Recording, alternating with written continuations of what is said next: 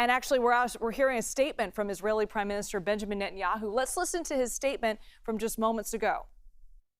Months ago, Israel launched Operation Rising Lion, a targeted military operation to roll back the Iranian threat to Israel's very survival. This operation will continue for as many days as it takes to remove this threat. For decades, the tyrants of Tehran have brazenly, openly called for Israel's destruction. They've backed up their genocidal rhetoric with a program to develop nuclear weapons. In recent years, Iran has produced enough highly enriched uranium for 9 atom bombs. 9. In recent months, Iran has taken steps that it has never taken before, steps to weaponize this enriched uranium. And if not stopped, Iran could produce a nuclear weapon in a very short time. It could be a year, it could be within a few months, less than a year. This is a clear and present danger to Israel's very survival. 80 years ago, the Jewish people were the victims of a Holocaust perpetrated by the Nazi regime. Today, the Jewish state refuses to be a victim of a nuclear Holocaust perpetrated by the Iranian regime. Now, as Prime Minister, I've made it clear time and again, Israel will never allow those who call for our annihilation to develop the means to achieve that goal. Tonight, Israel backs those words with action. We struck at the heart of Iran's nuclear enrichment program. We struck at the heart of Iran's nuclear weaponization program. We targeted Iran's main enrichment facility in Natanz. We targeted Iran's leading nuclear scientists working on the Iranian bomb. We also struck at the heart of Iran's ballistic missile program. Last year, Iran fired 300 ballistic missiles at Israel.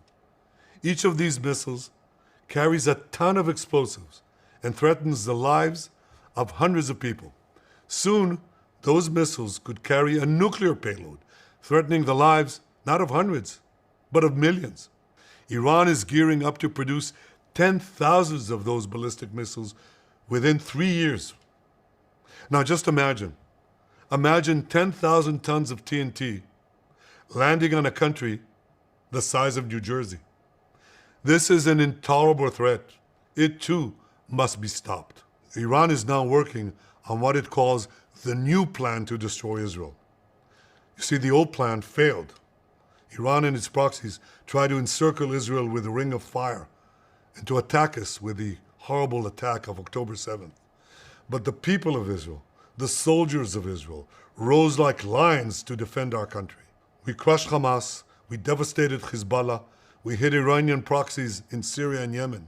And when Iran directly attacked us twice last year, we struck back inside Iran itself.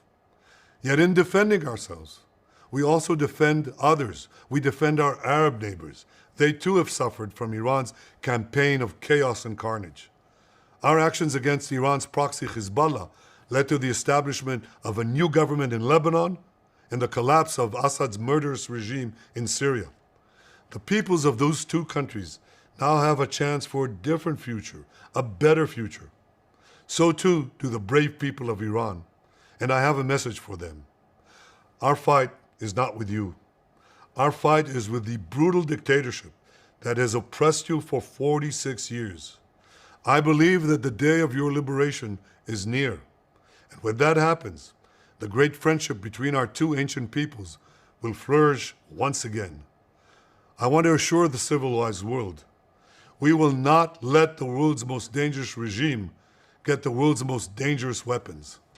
And Iran plans to give those weapons, nuclear weapons, to its terrorist proxies. That would make the nightmare of nuclear terrorism all too real. The increasing range of Iran's ballistic missiles would bring that nuclear. And that was Israeli Prime Minister Benjamin Netanyahu giving a statement on the airstrikes that Israel has just conducted on Iran. I want to bring in CBS News Chief Foreign Affairs Correspondent Margaret Brennan. Margaret, I know that you are talking to your sources and gathering information. What have you learned so far? Yes, we've been trying to communicate with sources here in the U.S. and overseas. What we know is what the Prime Minister just announced, that these were Israeli jets targeting sites within Iran that he says were related to the nuclear program that Iran has claimed for so long is entirely peaceful. U.S. intelligence has been concerned about the level of highly enriched uranium that Iran had stockpiled, but had assessed that Iran had not yet decided to pursue a weapon and that it would take some time for them to do so. In his statement there, the prime minister said Israel's assertion is that Iran had stockpiled enough nuclear fuel for 9 weapons and that they could build one in less than a year. He did not explain why he felt tonight was the night it had to be done, that some of those targets were hit. I do want to point out that the Secretary of State, Marco Rubio, has released a statement making clear the United States did not provide support in terms of offensive support to this military strike. It didn't participate in it, but Israeli officials are telling me that the U.S. Was aware of Israel's intention and these strikes. In the reporting of this throughout the day, it has been a back and forth as to when a potential strike could take place. What we know at this point is just what the Israeli Prime Minister has detailed. We don't know yet if this completely kills the diplomatic option that President Trump said he preferred and was sending his chief negotiator to talk to Iranian officials about this Sunday in Oman. We're waiting to hear from the administration if they think that diplomacy is in any way an option. Why would that still be necessary? Well, we don't know that Israel was able to actually take out the entire nuclear program. Iran has underground facilities that the U.S. is uniquely positioned to be able to destroy. And the U.S. has said that it would be hard for Israel to actually destroy the nuclear program without U.S. help. So this may be a damage to this program, but not destruction of it. We'll just have to wait to see what more becomes apparent in the next few hours and days in terms of assessments of the targets hit. The prime minister said it could last for a few days. And President Trump is planning to hold a cabinet meeting tomorrow at the White House. I'm curious, what are you going to be watching for in that meeting? Well, I think all of us will be chasing all details we can, just as we were when we heard yesterday there was a meeting internally in the White House to try to assess options and what the U.S. would do. You know, one of the first indications we had that something might be happening imminently was the announcement the Pentagon made that they were advising the dependents of military personnel in the Middle East to consider leaving. And that was one of the first indications that the U.S. was concerned about blowback for the United States, for its actual citizens living abroad. We have to watch what happens here, including what the fallout is in the region, not just at strikes against the United States, perhaps in retaliation, but whether that could be avoided. And I know that diplomats in the region and the UN were concerned that carrying out a military strike against a nuclear facility could have damage, a fallout, and we will need to learn more. In that statement, Prime Minister Benjamin Netanyahu said that this was all to thwart what he said was a plan from Iran to destroy Israel, another plan. Can you go into that a little bit more, what he meant by that? Well, Prime Minister Netanyahu, as he said in that recorded statement in English, he speaks fluent English. He went to university here. He lived here for many years. He knows that when he is speaking not just to his citizens, but to the world to explain this military action because it was preemptive. It did not have the support of other countries around the world. And in that statement, he argued that this was existential for Israel. His belief has long been that Iran poses a threat if they do actually get a nuclear program that could be weaponized, that it could destroy Israel. He was arguing that, but he also laid out in that speech a series of significant military actions that Israel has taken ever since that horrific attack on October 7th, nearly 2 years ago. And that was carried out by this Gaza-based militia, Hamas, that did receive some support from Iran. From that time on, the massive intelligence failure that Israel suffered, the loss of life of 1,200 of its citizens and other nationals who were, some of them taken hostage, he has gone through and really targeted not just Hamas, Hezbollah, another powerful militia in Lebanon.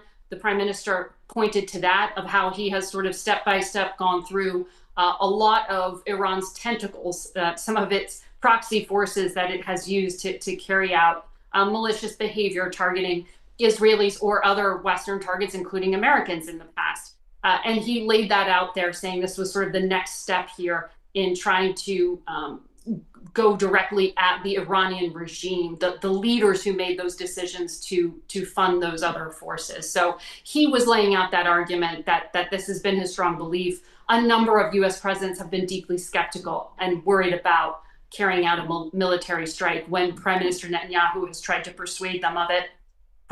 President Trump also was skeptical, but you are hearing tonight from Israeli officials that the U.S. was given advance notice, and that Secretary Rubio is just making clear the U.S. doesn't want to be part of any military conflict at this point. They said they don't want to be part of any military conflict, but I want to go back to the negotiations between the U.S. and Iran over Iran's nuclear capabilities. Can you go into more of what the U.S. wants Iran to do in terms of their nuclear sites? So what we know from the proposal the United States presented to the Iranian negotiators 2 weeks ago, this was from Steve Witkoff, the envoy who transmitted it through a middleman out of Oman, their foreign minister, to the Iranians, that they just don't want Iran to have enrichment of nuclear fuel, period, even if it was for civilian purposes.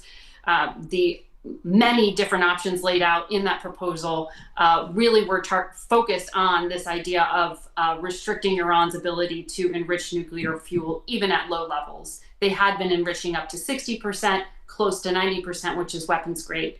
And so that was really the heart of the proposal we know the United States put forward.